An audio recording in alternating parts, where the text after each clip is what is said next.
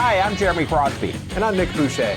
We're your hosts for the program that's all about your city, Talking Fitchburg. Every weekday, we pull together the news, events, and information you need to stay on top of what's happening in the city of Fitchburg.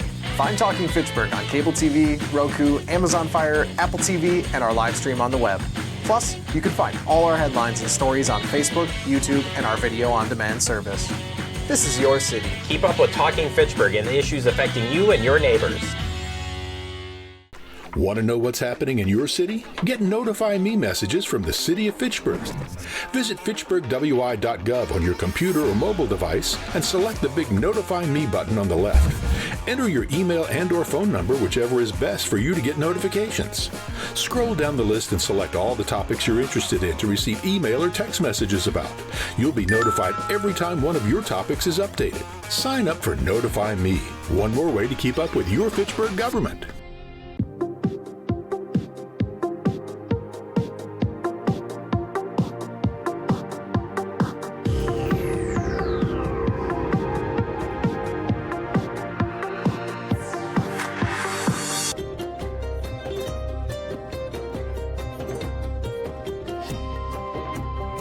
I'd like to call to order the December 18th, 2025 meeting of the Fitch-Rona EMS Commission. Roll call, please. Roberts. Here. LaDuce.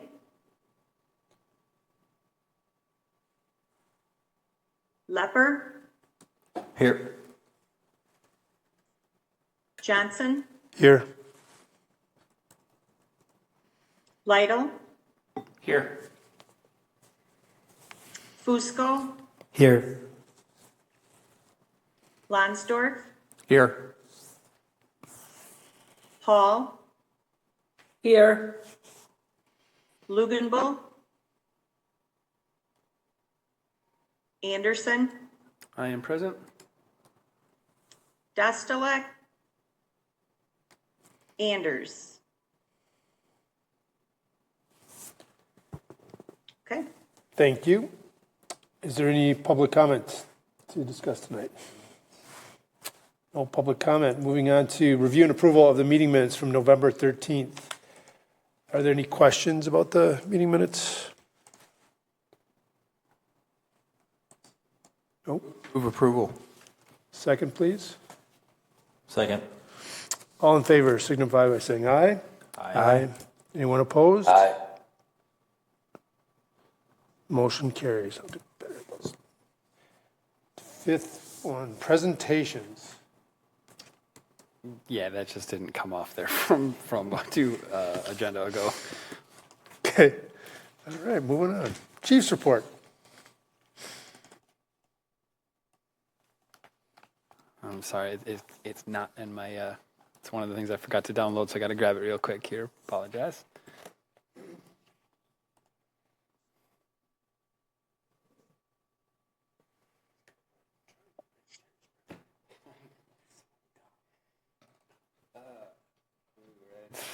All right, I got it up.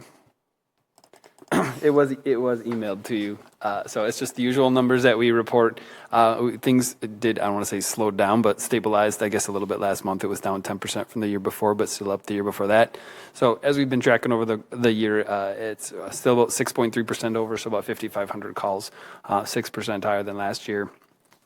Added a couple more things to point out is the mutual aid required to date added a couple more times last month, where the city of Madison had to come in and help us out because we were out of ambulances. So we're exceeding last year already by 6 calls in the middle of December here. Other stuff that's usually up there is where we're at. It's averaging about 15 calls a day. Handful of community events that we were a part of about the last month-ish. Nothing out of the ordinary from the rest of the numbers you see on hand. Our aging report is as you see it there. We have started doing monthly meetings again with our insurance, our billing representative, and I've asked for a little bit more follow-up on that over 180 day aging stuff. If she can, and I got my first reports today. I just haven't had a chance to look at them. to kind of break down where those calls are at. As far as by payers and the specific reasons why those calls are sitting out there. As you can imagine, the longer they sit out there, the less collectible, I guess, per se, they are. As you see, our cash is on hand. Should be good through the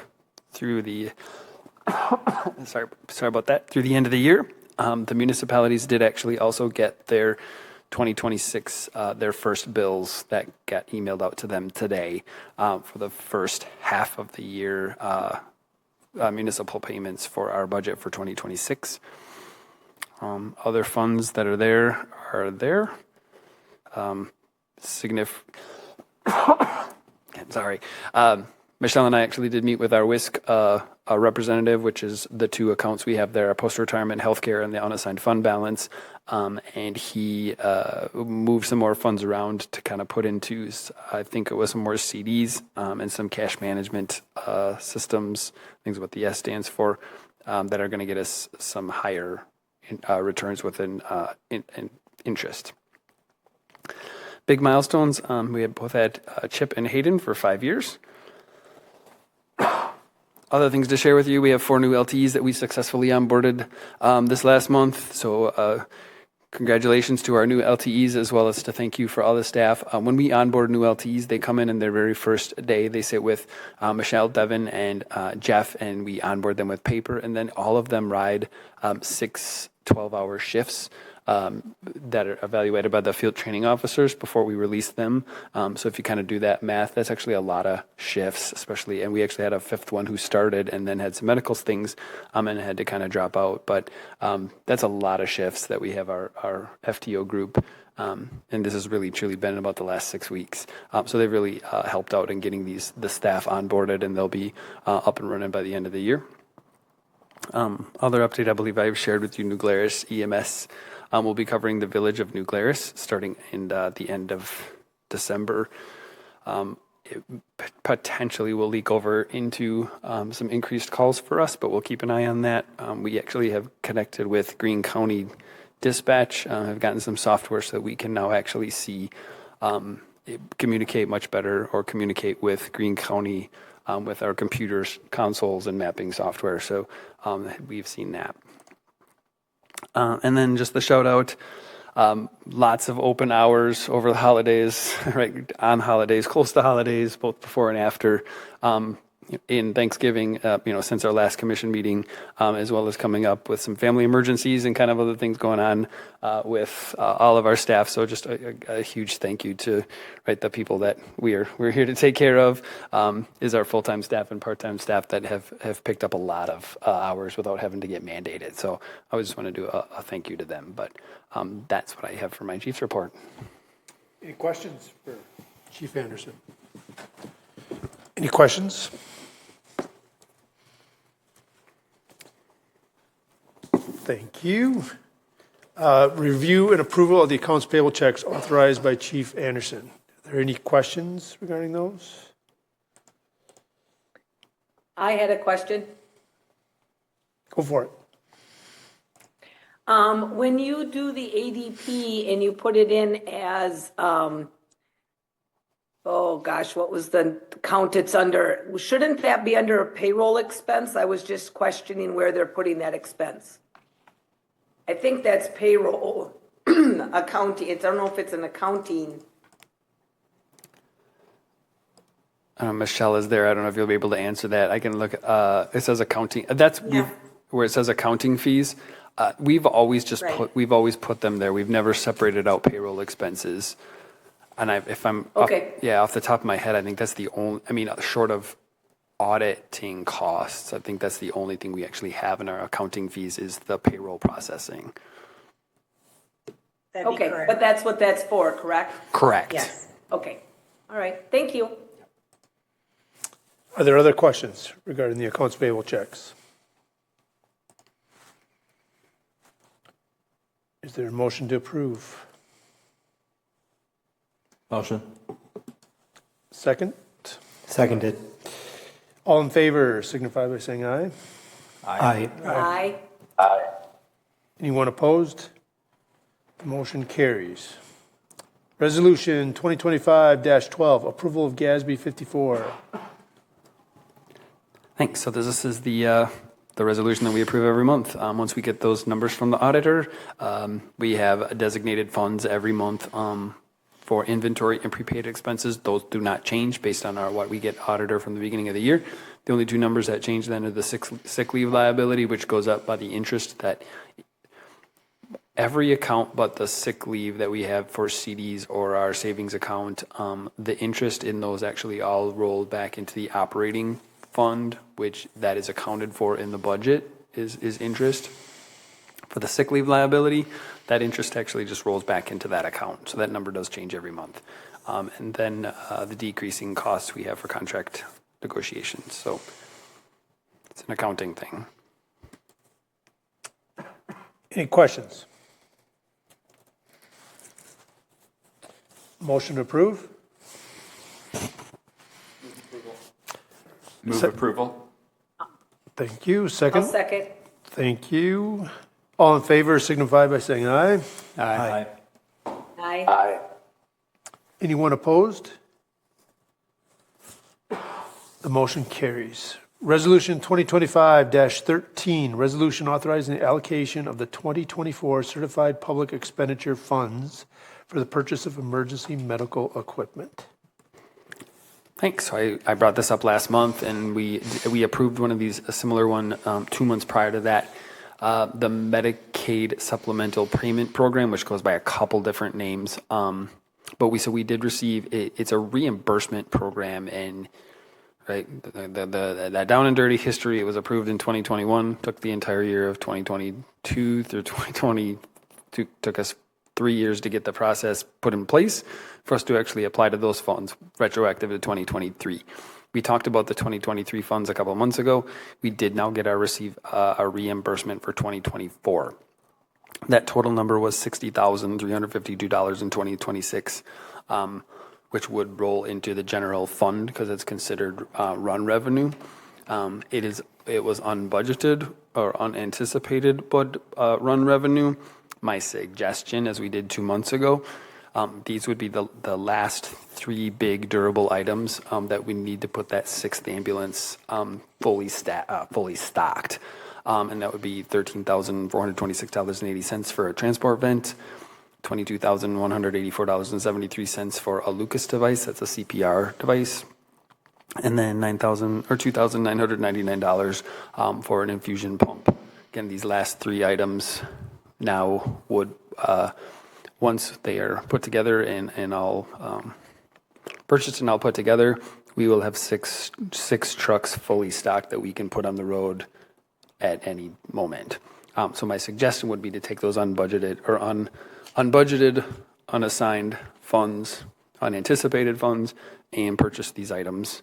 The balance would then just remain in the general fund. Are there any questions for the chief? Was there new guidance that came out about using mechanical CPR devices recently? I'm just curious if that influences anything. That is a loaded question. Yes and no. So the reference is, right, every 5 years, American Heart Association in the United States, and then there's the worldwide guidance, right? Every 5 years, they all get together and compare worldwide data, said what's the greatest amount of survival? What does good survival? Even 5 years ago, mechanical compression devices, like a Lucas is a brand name device. They make, there's other devices out there.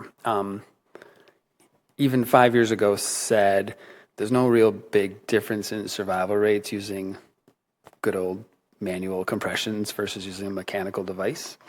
Looking at data over the last 5 years, they really just made it more pronounced by their statement that said there's really no difference in survival rates by using a mechanical device versus just using good old manual CPR.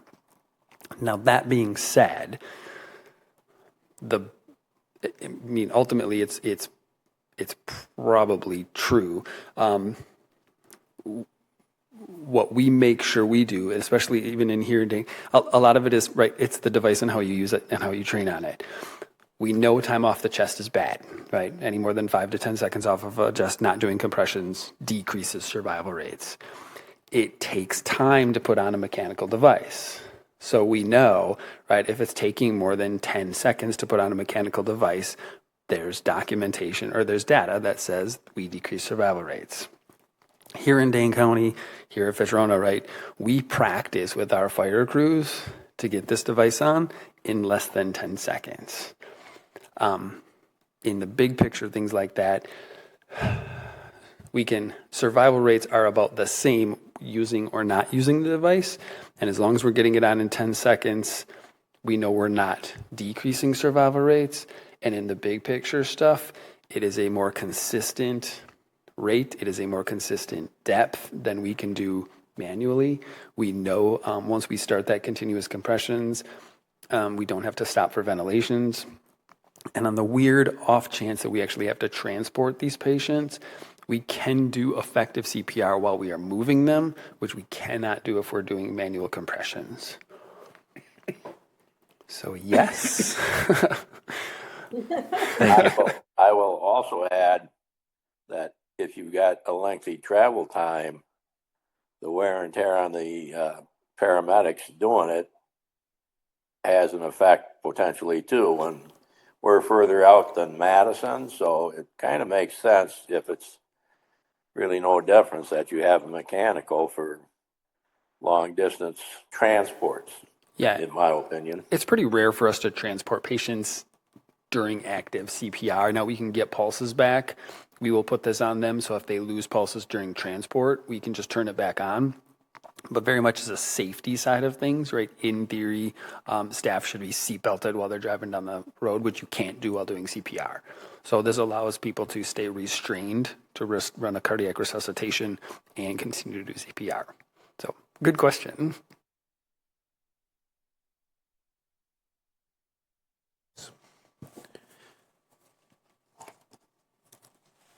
Do I have a motion to approve?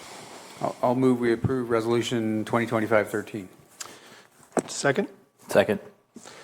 All in favor signify by saying aye. Aye. Aye. And anyone opposed? The motion carries. There's no reason we need to go to closed session, but so is there a motion to go to closed session or we remain in open? Seeing no motion to go to closed session, we remain in open session to discuss the collective bargaining agreement changes.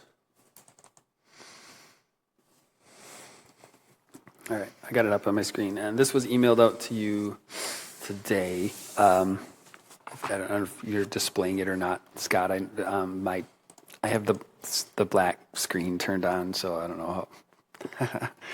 You don't have to. We'll talk through it all, but so the things in red are things that are changes from the original collective bargaining agreement.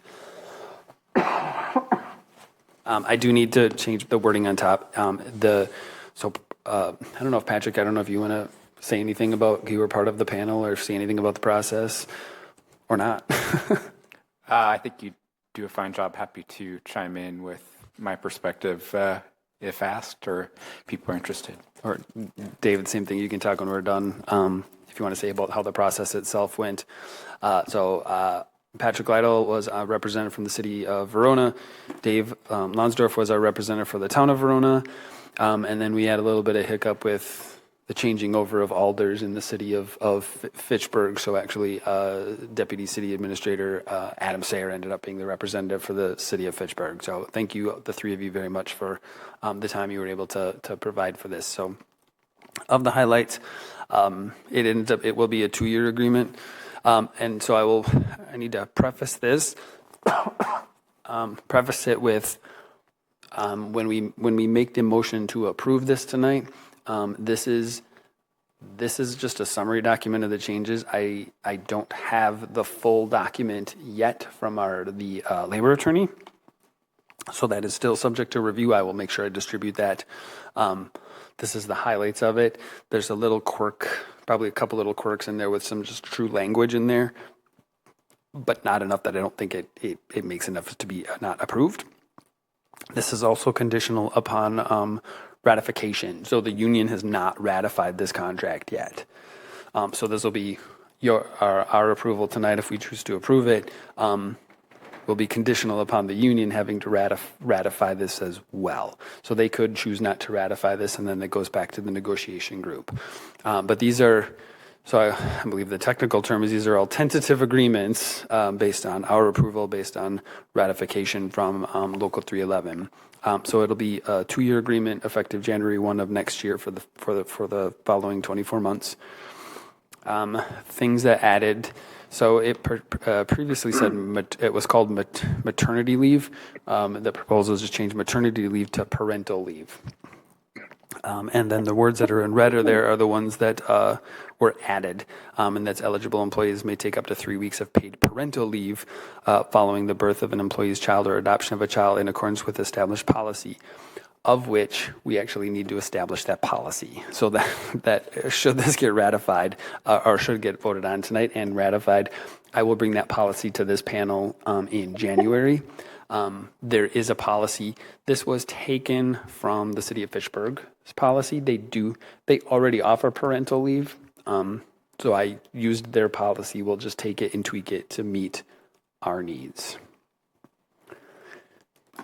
What was the previous amount of time people got? Was it 2 weeks or something? Or? There was none. There was none. The original proposal as part of the contract negotiation was 2 weeks. We were, the district was offering them 2 weeks of paid parental leave. The city of Fitchburg, in their policy from 2025 to 2026, so effective January 1, the city of Fitchburg is upping theirs a week to 3 weeks. So that's why we even saw the change in the language in our own contract negotiations. Fitch-Rona, the Fitch-Rona district had no parental leave. It was just maternity leave. This now opens it up to parental leave. But yeah, that's why you'll see the difference in 2 weeks to 3 weeks, because that changed for next year for Fitchburg. So I'm going to, can we comment on this at this point? Yeah. So I was a family physician. I delivered about 1,000 babies. And as a family physician, I took care of the moms during their pregnancy and then frequently took care of the family afterwards, which is a little bit unusual, like for obstetricians, they don't do that, and pediatricians meet them after the baby's born. As I was reading this today, I can't believe that this got by me without sort of just completely inadequate. Everybody. My microphone is not on. All of whom are men. I've been here on the panel, on the commission for about 4 years. I notice there's a lot more young women that are joining the paramedic groups. I think this is going to come up more, especially if we start to switch towards more equal numbers of women and men.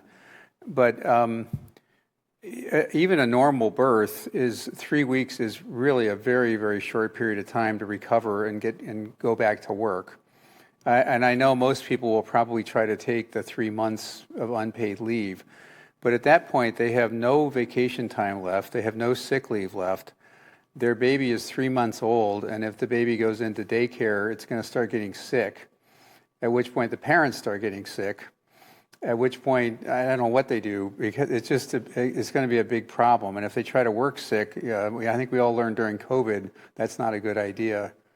If someone has a C-section, which are now up to about 30% of the deliveries, that's major abdominal surgery, and we're asking our paramedics to go back to work 3 weeks after major abdominal surgery, unless they do this, extra leave. So I'm going to end up voting for this because I know how much time it took to get this policy in place.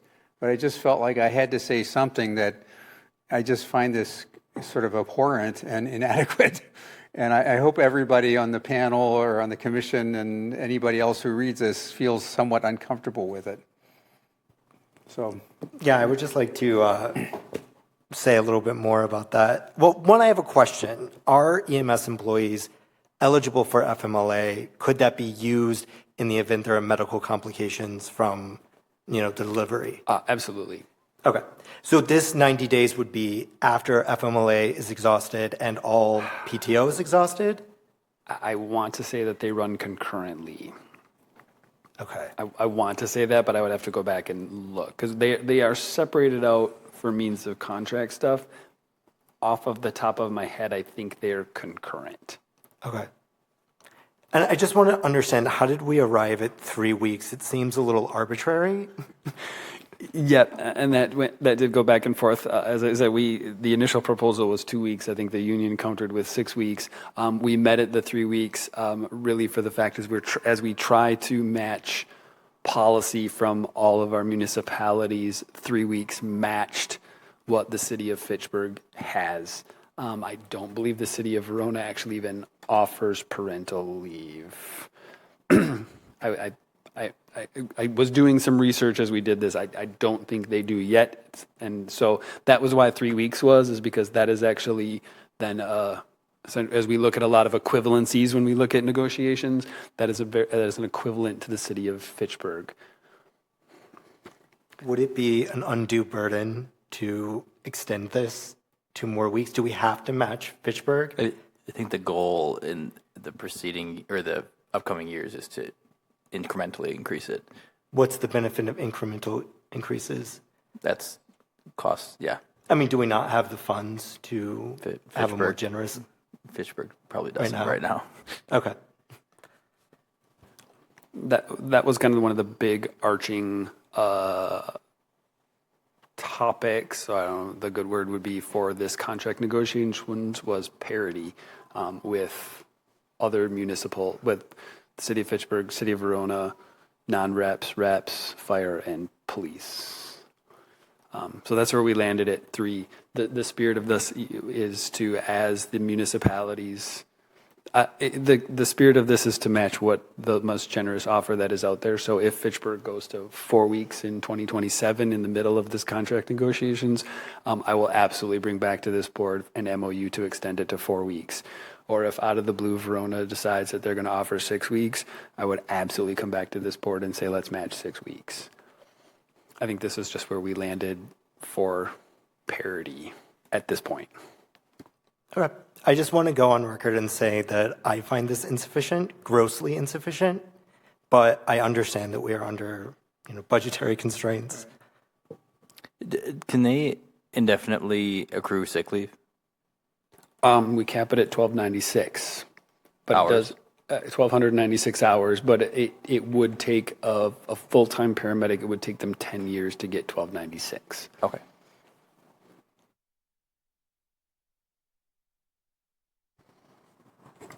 Any other questions on parental leave? Okay. Patrick, what happens after they do the 1296? Do they get paid out or do they just lose? Nope, that was, I want to say 2 contracts ago, we negotiated. Once they hit 1296 at the end of the year, whatever their balance is, half of those hours are paid out at their current salary into post-retirement health care. One that we've got posted there. So I currently have, I want to say 5 employees who are at their cap. So at the end of the year, they get, depending on if they got a full bank or what they have, sometimes they have 12 hours left. Some of them will have, I think 72 would be half of a full bank of a year. So they can get up to, there's 72 hours at their pay scale or at their pay rate. So again, I have 5 employees now who are already paying into post, and that's an investment account that they manage. So they're paying into that post-retirement health care before they're retired. Sounds good to me. Yep. If we move down to the training section, one of those was just a housekeeping thing. About 6 years ago, the licensure period at the state of Wisconsin went from 2 years to 3 years. We just never fixed it in the last contract. The previous contract had a reimbursed paid training of up to 36 hours. We increased that to 48 hours of paid training per year. We also previously, a lot of this was just expanding on what was already offered. We already did course reimbursements, so training for course reimbursements or training reimbursement up to $2,000 a year. That could be higher education, as long as it was kind of applicable to the world of EMS, but course fees. So if I wanted to go to, there's an annual conference in Green Bay every year. There's one in Indianapolis. If I wanted to attend that, we previously paid for, course fees up to the $2,000 max, but it only paid for course fees. It previously did not include lodging, travel, or lodging, mileage, or meals. What we did was actually remove that restriction. So now, in addition to course fees, it will be paid. We will reimburse lodging, mileage, and meals up to the IRS-approved MI&E. That cap is still $2,000 per employee. So we didn't raise the cap at all. We just opened it up what they can use it for, which just kind of opens up. There's a phenomenal conference in Indianapolis every year. It's less than $2,000, but now, right, that would encourage them to go. Essentially, you can go out of state, and Fitch-Rona will pay you to be a better paramedic and come back and serve our citizens. So we removed that restriction. The other part of the training process, and this was, kind of back and forth with us as well as the employees, were asking. We have employees who are part of our own internal, our city, as well as the county peer support and wellness teams. So there's additional trainings that they go to every year as far as peer support, as well as a handful of years ago, the city of Fitchburg has stood up a technical rescue team, which is actually, they train quarterly, as well as there's usually a handful of times a year where they actually have 3 or 4 day trainings. Those are all very much supported for, they support our employees, supporting our district. And previously, because there was no exception, we were deducting those hours from that 48-hour bank that they got. This would exclude those hours.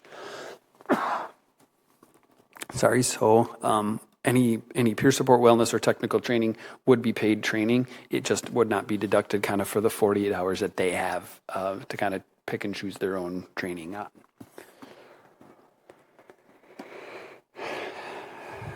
The next couple things here, as far as the overtime, this is really I want to say it's a housekeeping thing. It's an operational change. Previously, we had a process for filling shifts and mandating employees back to work. I want to say about 1.5 years ago, we trialed an option for where employees could voluntarily pick up a shift, and that would actually move them down the mandate list. If you want to know how we fill schedules, I will gladly spend an hour of your life telling you how that schedule is filled, because this probably makes no sense to you whatsoever. The language in here is not quite accurate. It was the best I could do off the top of my head as I was going through emails, but the spirit of it is what captures what we're looking at. Because there was a change in the process, and because the process of mandating people back to work is in the collective bargaining agreement, we had to put this language in the collective bargaining agreement and the process of filling shifts very specifically. One of the things Troy, our labor attorney, did, I guess he recommended is putting either an appendix or something in here that says how we fill shifts. At this point, talking with the union steward, I got it in writing, right? We have a pretty solid SOP on how we fill shifts. I am comfortable. He was comfortable. We work collaboratively on what that process looks like, and I want to say it's vetted, but we've been using it for a while, years. So it works. This will just this cleans that language up. So we have decided not to include the process of filling shifts in the collective bargaining agreement, at least at this point. There's a trust there that Patrick's not going to go off the rails and change that process on his own. So yeah, really that overtime thing is really cleaning up what we've been doing about the last 1.5 years in a memorandum. It just needs to get into the collective bargaining agreement. Other part of this was a first right of refusal. So we don't have that. What that means is any open shift, it has to be offered to a full-timer first. We don't have that in general filling shifts. One of the asks of this was some of the special events that we do at the Alliant Energy Center. We tend to give those to LTEs and EMTs. I do tend to try to fill them with at least one full-timer as well. One of their asks is that all open hours at the Alliant Energy Center be prioritized for full-timers. Alliant Energy Center shifts, special event shifts, they're cost recovery. There's no additional cost to the district. So this was kind of one of the things in there that helped us get to an agreement by the district actually offering agreeing to this. But it has to do with scheduling, and it does have to do, again, with changing the procedure of filling shifts. So it has to go into the collective bargaining agreement. Article 15. How does that impact? Say that again? Patrick, how does that impact the limited term employees that sign up to do that? So if I look historically on how we fill Alliant Energy Center shifts, I don't think this is going to be a huge impact. Because largely the LTEs, largely the full-timers don't pick up Alliant Energy Center shifts. The potential to, if all of a sudden they get a bunch of full-time people who they want to pick up all these shifts, our LTEs will lose out on Alliant Energy Center shifts. There is still no. And we've hired. Yeah, we have a couple of EMTs that help out with them as well, which we can still use in that role. And if it comes like we're not using them anymore, we'll have to kind of change this midstream. There is still no shortage of LTE hours that our LTE's hours are able to pick up shifts on the ambulance, just not necessarily at the Alliant Energy Center. It's also very specific to the Alliant Energy Center, so all the rest of our special events will still be filled the same way. Again, this was kind of a item that was brought up to help us get to an agreement. I disagree with this particular portion because we went and brought EMTs back and the limited term employees also to help the Alliant Energy to avoid mandatory overtime for the paramedics in part, because at one point they were frustrated with the mandatory overtime going on. I don't want to undercut part-time people that we've hired with the union potentially undercutting them and forcing them out. I think they ought to have first kick at the cat. Yeah, like I kind of said, that there's still no shortage of LTE hours to be regular shift hours. This right here was one of the things that ultimately got us to where we needed to be to make this get approved.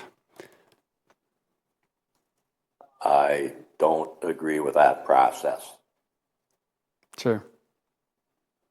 When you hire those EMTs and that, when we brought on the Alliant Energy Center, I don't think they should be cut out of the first right to have it. Yeah. And we were going to backfill with the paramedics if needed. Yep. I think it's just wrong to undo that. Yeah. I don't think this is going to have a huge impact, but I think it will remain to be seen. I still think it's wrong to undercut them. Sure. How do the other people feel?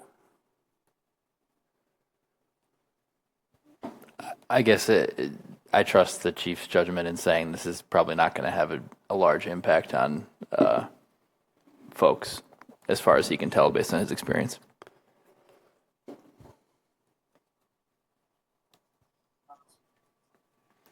Yeah, I agree. I remember this was okay with the union, and so if it's all right with them, I don't know why we would tell them differently. So.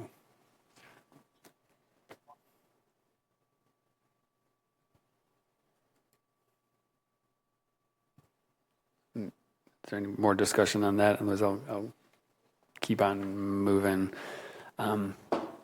Under Article 15, under the sick leave, this is actually just changing some language to clarify there was a return to work. If you're gone more than 3 days, you require a physician or a primary care giver's note to come back to work, and we had it. The original language, I think, was return 3 consecutive work days or something like that, and we changed that to scheduled shifts to, on the off chance you picked up a half day. It's housekeeping. Under protective gear, again, it was just cleaning up some language. We don't do dress coats anymore. We haven't in years. Same thing with winter coats. We don't do that anymore. We haven't. Those were replaced a really long time ago with a high visibility coat with a cold weather liner. That's what we have done for years. So again, cleaning that language up. It was still in the original contract language that employees had to buy clothing. So they shall purchase clothing and then be reimbursed. Over the last, again, handful of years, we have set up essentially stores between a couple different providers where they can actually order things from a Gall's online store, or there's a clothing place we use out in Blanchardville, I think it is, that they can purchase it through that online store.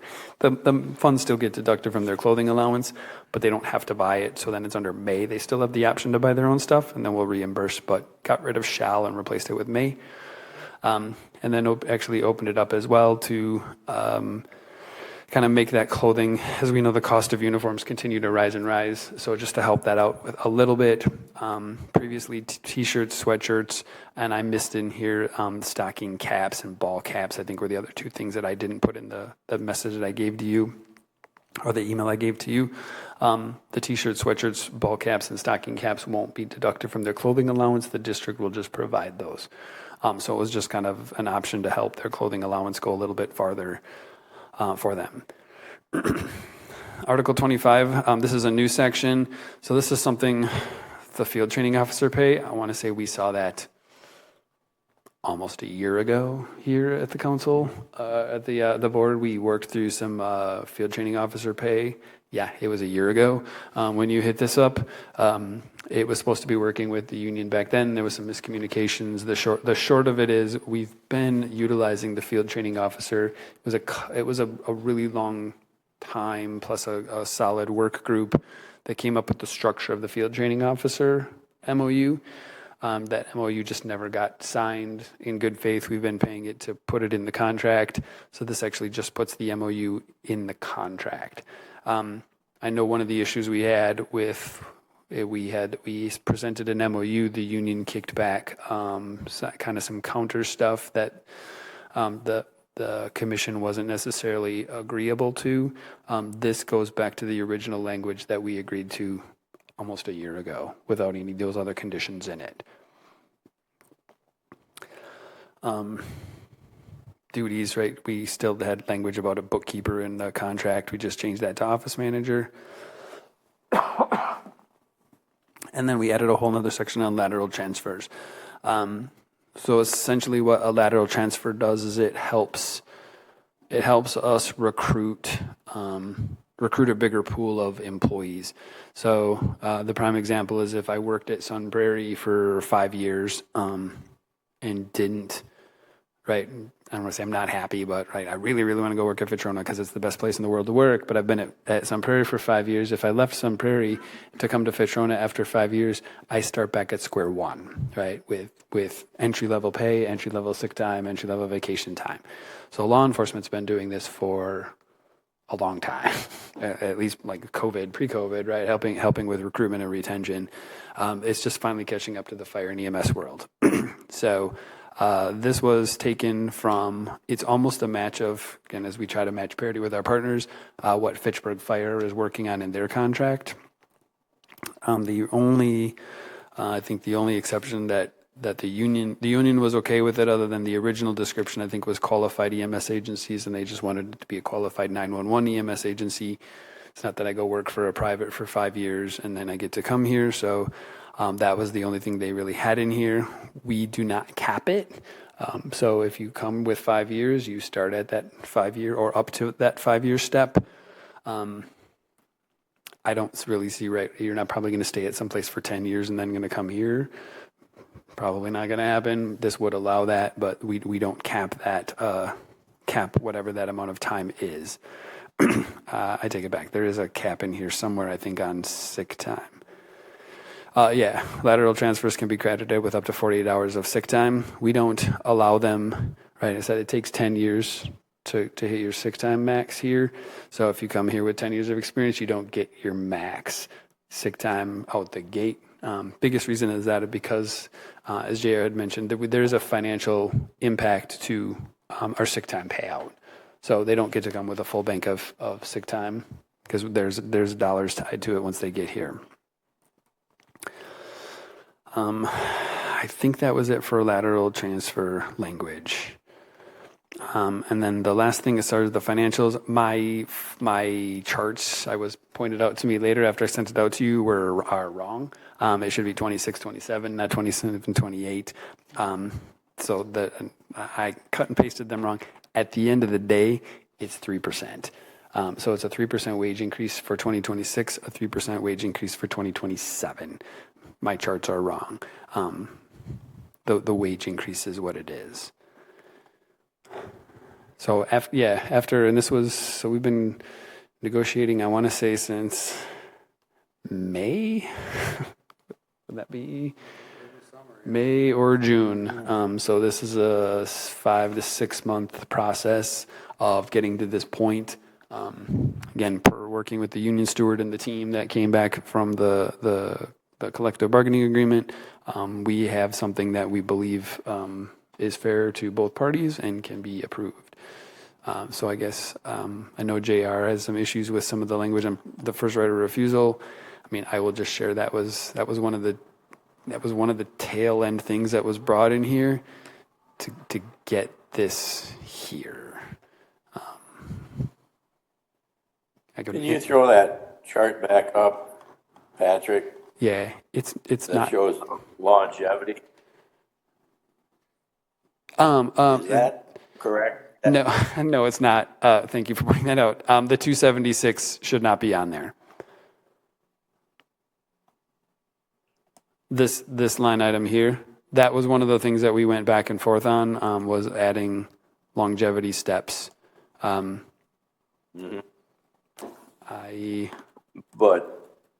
Let me actually have the current collective bargaining agreement.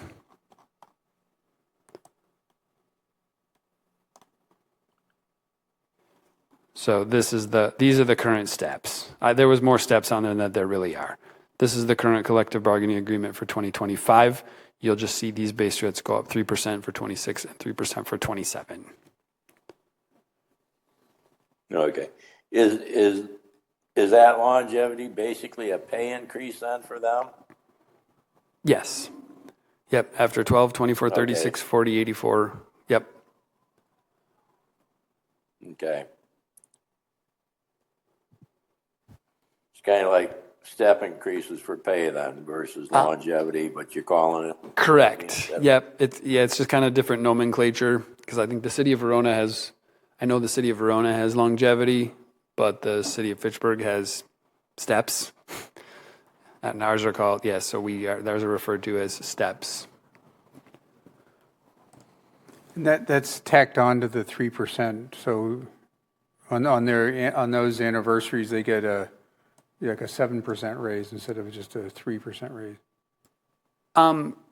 Well, so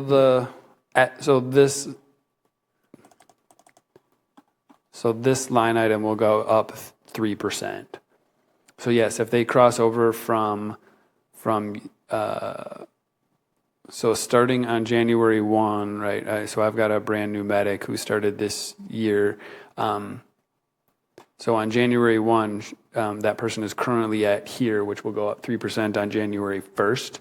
Yeah. When that person hits their 2-year mark in October, they will move to this line item. Another 4%, yeah. Which will be another 4%, but that 4% was raised, right? All of it goes up 3%. Yeah. And then it goes up to 4% of the 3%. Yeah.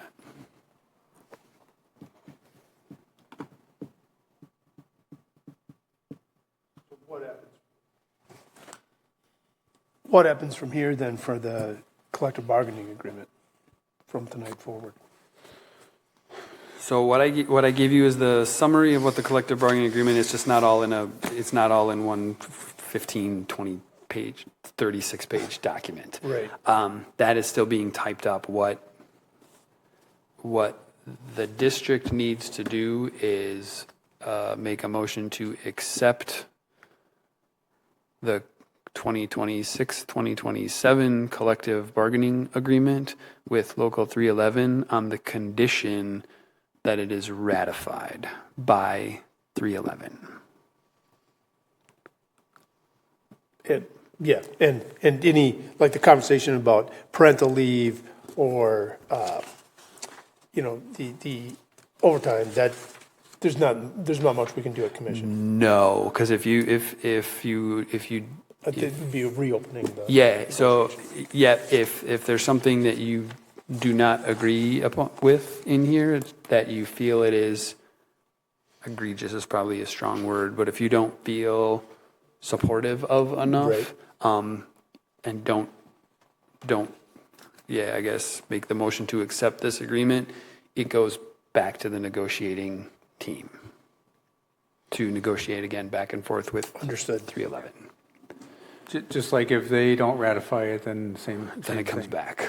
Yeah, so all this is conditional, effective January, it's an effective date of January 1. Yep, and all this is conditional upon their ratification as well with the approval of this board. Okay. And I think I remember we were getting close to arbitration at one point, and I think just to enter into arbitration is a $20,000 cost, like right off the top, plus whatever other additional attorney's fees and stuff there are. So, so it's kind of good to avoid that, I think. I just was hoping to confirm that the 2-year term, based on your feedback from the city of Fitchburg, was acceptable. Yes. Yep. Thank you. I will make the motion then that we provisionally approve, or we approve the collective bargaining agreement as presented, subject to the ratification by 311. Second. All in favor signify by saying aye. Aye. Anyone opposed? Aye. The motion carries.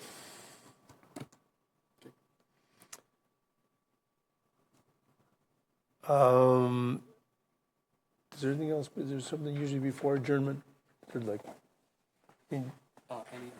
Other businesses allowed by law. yeah, other businesses allowed by law. Is there any other businesses? I don't have any other businesses allowed by law other than it got brought up last month of thank you to everybody who has served on the commission for as many years as you have. We're going to have some restructuring as of January 1. So Yeah, thank you. between Derek and Steven are going to rock, scissors, paper for the city of Verona position. And I don't know what Deb and Dave are going to do to rock, scissors, paper that to whoever wants that position. But thank you. Thank all of you for your support. And we will have one more member then from Fitchburg added to our commission. So very much appreciate working with all of you. Thank you. Thank you. Thank you. Is there a motion to adjourn? Move to adjourn. Second? Second. All in favor signify by saying aye. Aye. Aye. Anyone opposed? Motion carries.